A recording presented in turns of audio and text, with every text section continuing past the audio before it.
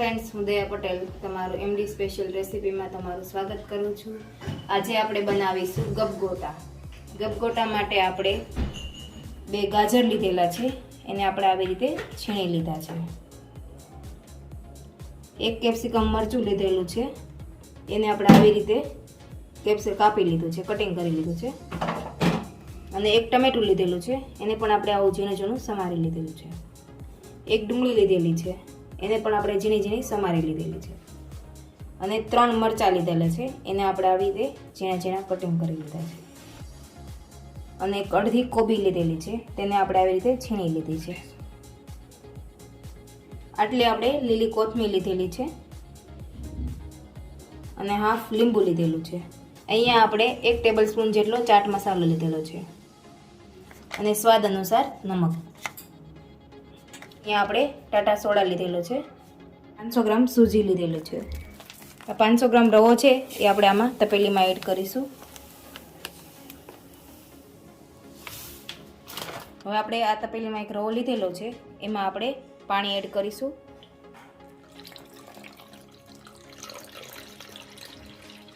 હવે આપણે આને બરાબર મિક્સ કરીએ।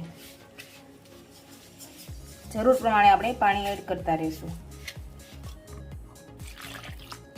આવી રીતે આપણે બરાબર મિક્સ કરી દઈએ।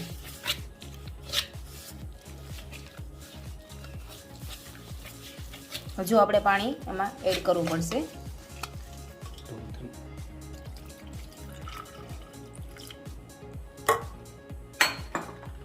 હવે આપણે આને બરાબર મિક્સ કરી દઈએ।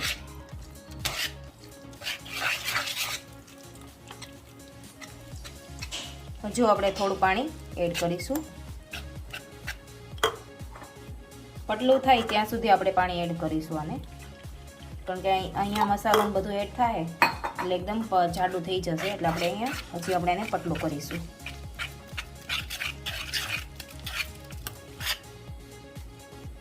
હવે આપણે આમાં બધા આપણે જે મસાલા કટિંગ કરેલા છે તે એડ કરી દઈશું। આવી રીતે આપણે બધા મસાલા એડ કરી દઈશું અને પછી આપણે એને બરાબર મિક્સ કરી દઈશું।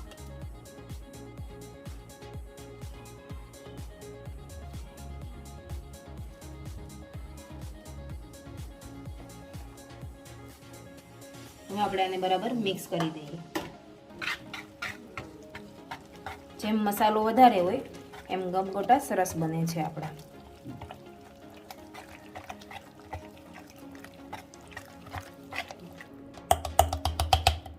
હવે આપણે આમાં સ્વાદ અનુસાર નમક એડ કરીશું।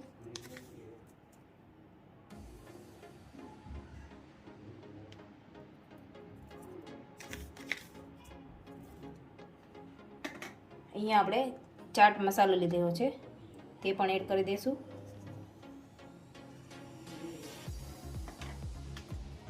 હવે આપણે આને બરાબર મિક્સ કરી દઈએ। 1 ચમચ આપણે અહીંયા ધાણા જીરું એડ કરીશું। 1 ચમચ જેટલું આપણે લાલ મરચું।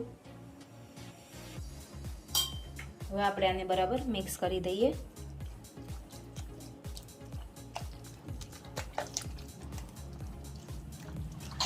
સરસ મિક્સ થઈ ગયું છે આપણું। આપણે બસ આટલું જ આપણે પતલું રાખશું।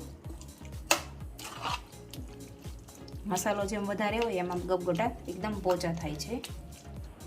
અહીંયા આપણે અડધી ચમચ જેટલો આપણે ટાટા સોડા એડ કરીશું।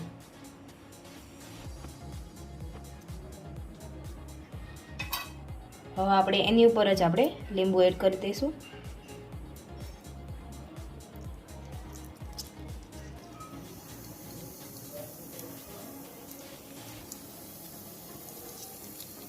એકદમ આપણા પોચા થશે એકદમ અને ફૂલશે સરસ।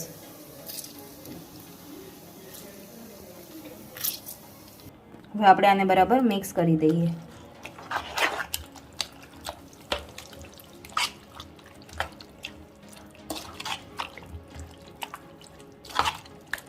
સરસ મિક્સ થઈ ગયું છે। હવે આપણે ગબગોટા બનાવવાનું ચાલુ કરીશું। આપણે એક ગબગોટાની લોઢી લીધેલી છે, એને આપણે ગેસ ઉપર મૂકીશું અને ગેસ ઓન કરીશું। ગરમ થાય પછી આપણે એના પર તેલ લગાવી દઈશું. પછી આપણે આમાં ગપગોટાનો મસાલો એડ કરીશું. આપણે ગરમ થઈ ગઈ છે, હવે આપણે આવી રીતે તેલ લગાવી દઈશું બધામાં.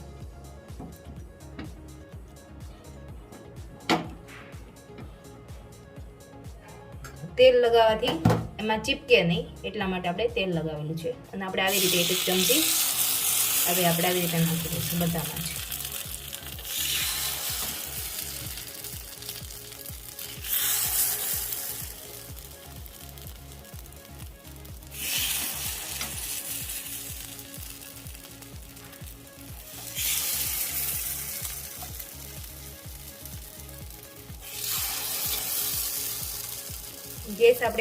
ગેસની ફ્લેમ આપણે ધીમી જ રાખીશું, જેથી કરીને એકદમ સરસ બને છે.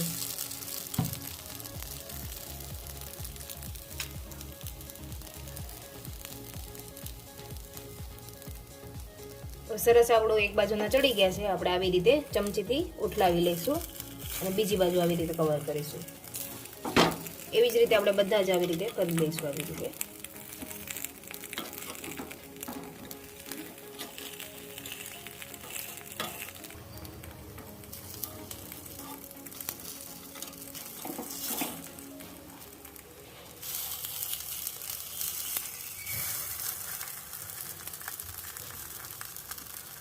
સરસ આપણા ગપગોટા થઈ ગયા છે. બંને બાજુ ચડી ગયા છે સરસ મજાના.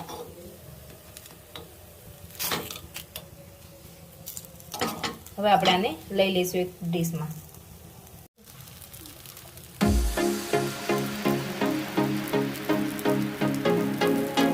તો તૈયાર છે આપણા અહીંયા ગપગોટા. સરસ મજાના આપણા ગપગોટા તૈયાર થઈ ગયા છે. એકદમ પોચા થયા છે અને સરસ એકદમ વેજીટેબલ આપણા ગપગોટા છે. જો મિત્રો તમને મારી રેસીપી પસંદ આવે તો લાઈક કરજો, શેર કરજો અને અમારી ચેનલને સબસ્ક્રાઈબ કરજો અને બેલ બટન પર ક્લિક કરજો અને કમેન્ટમાં પણ જરૂર જણાવજો કે અમારી રેસીપી તમને કેવી લાગી. Thank you so much.